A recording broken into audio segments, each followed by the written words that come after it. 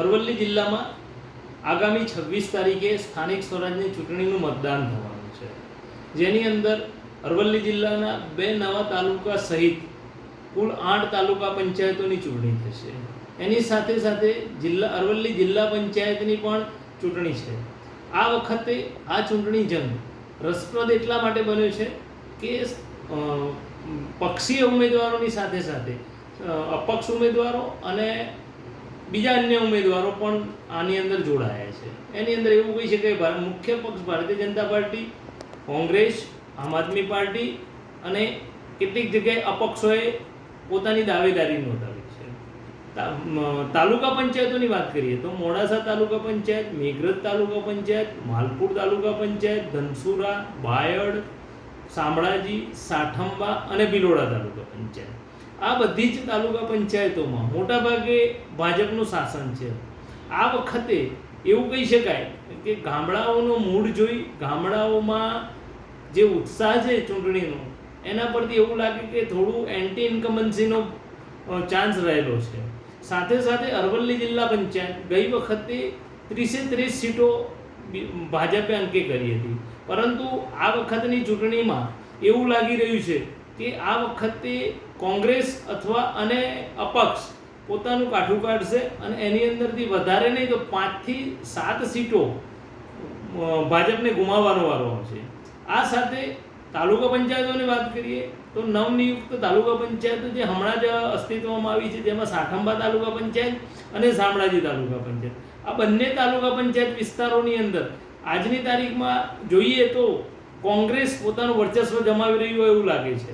એટલે એવું કહી શકાય કે આ 2 તાલુકા પંચાયતની સાથે સાથે અન્ય જે 6 તાલુકા પંચાયતો છે એમાંથી એકાદ તાલુકા પંચાયત કોંગ્રેસ અંકે કરશે. સાથે સાથે મોડાસા તાલુકા જિલ્લા પંચાયત વિસ્તારની ટીંટોઈ અને મેઢાસણ બેઠક ભાજપ માટે એક કેવું છે કહેવાય કે ગઢ સમાન હતી, પરંતુ આ વખતે આ બંને જિલ્લા પંચાયત બેઠકો પર ઉમેદવારોમાં જ થોડો પ્રશ્ન ઊભો થતા પક્ષના જૂના કાર્યકરોમાં અસંતોષ જોવા મળ્યો છે અને આ બંને બેઠકો પર કોંગ્રેસે સક્ષમ ઉમેદવાર ઊભા રાખતા આ બંને બેઠક પણ કોંગ્રેસના ફાળે જાય તો નવાઈ પામવા જેવું નહીં હોય. આ સિવાય નગરપાલિકાની વાત કરીએ તો મોડાસા નગરપાલિકા અને બાયડ નગરપાલિકાની ચૂંટણી છે. મોડાસા નગરપાલિકાના 9 વોર્ડ પૈકી 1 થી 5 વોર્ડ પ્યોર હિન્દુત્વ વિસ્તારના વોર્ડ છે, જ્યારે 6 નંબરનો વોર્ડ એવું કહી છે કે 1700 થી 1800 વોટ મુસ્લિમોના છે અને 3700 થી 3800 વોટ રેગ્યુલર એટલે કે હિન્દુ અને અન્ય કોમોના છે.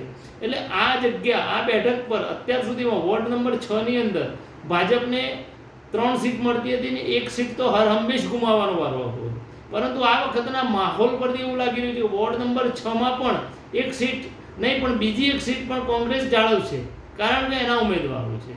આ સાથે બાયડ નગરપાલિકાની વાત કરીએ તો બાયડ નગરપાલિકાની અંદર અત્યારે પરિસ્થિતિ એવી સર્જાઈ છે કે 22-23 બેઠકો બિનહરીફ થઈ છે. માત્ર ને માત્ર 3 બેઠકો માટે ચૂંટણી છે. 23 બેઠકો પર ભાજપે પોતાનું વર્ચસ્વ જમાવ્યું છે.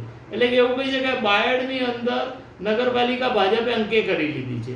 આ બધી પરિસ્થિતિઓ જોઈએ, વિશ્લેષણ જોઈએ, મત બેંક જોઈએ અને એના પરથી એવું કહી શકાય કે આ વખતની ચૂંટણીમાં ભાજપ એવું તો નહીં જ કહી શકે કે અમે દરેક જગ્યાએ સફળતા હાંસલ કરીશું.